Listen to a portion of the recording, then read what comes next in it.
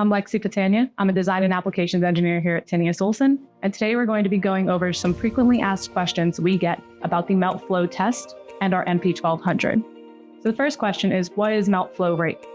Melt flow rate is the mass of material extruded through the die reported in grams per 10 minutes.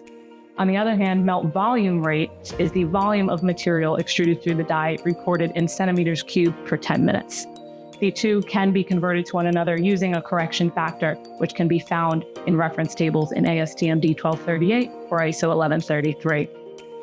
Flow rate ratio is the melt flow rate at the higher test load divided by the melt flow rate at the lower test load. Another question is, what is melt density? Melt density is the mass of the molten material itself, not to be confused with the density of the material. Another common question we get is, what test load and temperature should I use? Now, if you're using a material from a manufacturer that comes with a certification sheet, you'll want to reference that sheet and see if they've provided the test load and temperature that they have used if you're comparing your results. If it's not found on the sheet, you can contact the manufacturer directly, or can look at ASTM D1238 tables, which provide common test weights and temperatures for common polymers. My weight lowering device is not moving. Motorized function is not working. So sometimes this can be corrected by going into the display, selecting configuration, typing in 835, done, and making sure that the WLD button is highlighted on.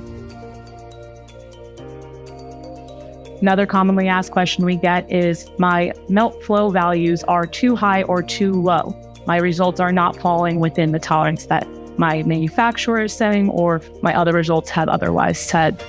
So the first thing you'll want to do there is make sure that your furnace is clean. You'll want to make sure the piston rod is clean and the die is clean.